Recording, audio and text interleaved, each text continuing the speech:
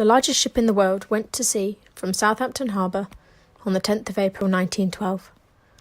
People spoke of the 10th of April as a great day in the history of shipping, and as they said this, they gave utterance to a truth more awful than can be conceived by living man.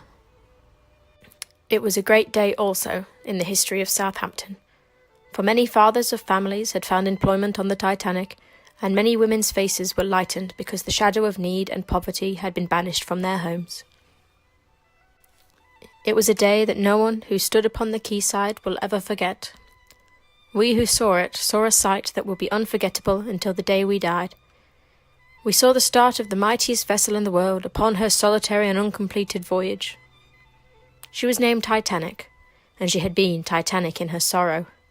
We saw her, the mightiest, finest product of human brains in the matter of ships to sail the sea, a gigantic vessel that realised in her being a floating city of treasured glories, riches and luxury, as she first ploughed the grey fields of the ocean, and her displacement of water, the foam and the rush of her passage, who was so tremendous that the stern ropes of another mighty liner parted, and the New York, but for the ready aid of holding tugs, would have swung out aimlessly into the fairway.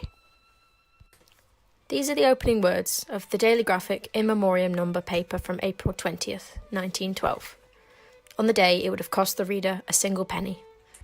Many tides have come and gone since that fateful night in the spring of 1912, and yet, over 100 years later, these words still ring true with the same awe and sense of tragedy that they did then. The entire paper serves not only as a tribute, but as an obituary, one for not just the loss of over 1,500 lives, but one for the great ship herself. I've been a Titanic enthusiast for as long as I could remember, reading any book or article that told the story of her and her people, as well as the troubled journey of Rob Ballard and his team on finding her 73 years later. This paper, which is a replica that I purchased several years ago, along with a collection of other replica Titanic documents, including several letters and documents from the few days of her journey.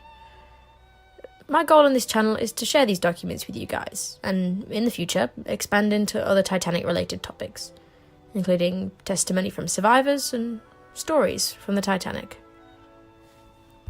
Now, I'm not a professional historian, and I'm doing this for fun and for the love of the Titanic, but I'm dedicated to making sure that I present no incorrect or misleading information on the subject.